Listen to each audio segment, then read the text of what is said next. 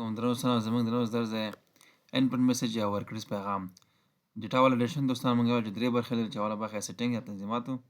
دویم برخه یې انپوټ میسج یا ورکړیز پیغام دی دوستانو انپوټ میسج یا ورکړیز پیغام دا چې په هغه وخت کې زموږ تاسو ته پکار چې کله موږ تاسو په یو سیل کې معلومات داخلوو نو دغه سیل کې موږ تاسو یو هند غوندې یا یو پیغام غوندې یوزر ته یا لیکونکي ته ورکوو چې کوم رقم معلومات یا ډیټا لکه اعداد داخل کړي حروف داخل کړي سمبول داخل کړي نو دغسې موضوعاتو لپاره موږ ډیټا والیډیشن د انپوټ میسج څخه استفاده کوو انپوټ میسج یا ورکړیز پیغام دا یو معلوماتي پیغام دی چې لیکونکي ته په سیل کې خپل معلومات چې کله لیکي نو دا معلومات ورته وړاندې کوي چې کوم رقم ډیټا یا معلومات په دغه سیل کې ولیکي او یا هم واچوي دوستانو ورکړیز پیغام دوه عمده برخې لري چې لومړی برخه یې د عنوان یا ټایټل په نامه ده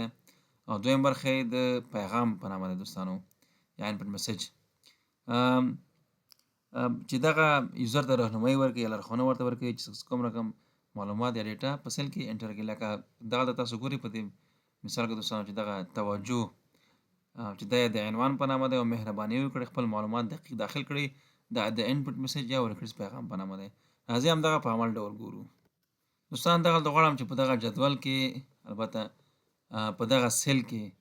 زه غواړم چې همدغه ډیټا والیډیشن انپوټ میسج زه اپلای کړم یا تطبیق کړم راځو موږ تاسو ټیبس ته بیا ډیټا ټیب ته بیا ډیټا والیډیشن ته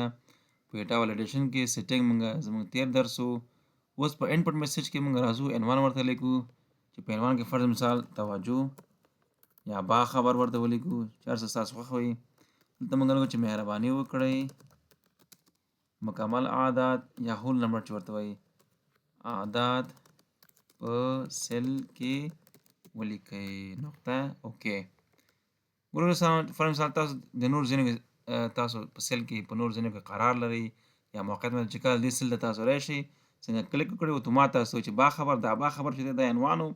مهرباني وکړئ مکمل اعداد په سیل کې ولیکئ دا چې د انپوټ میسج د دوستانو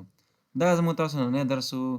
د انپوټ میسج یا ورکړیز پیغام د ډیټا والیډیشن یوه برخه مننه السلام علیکم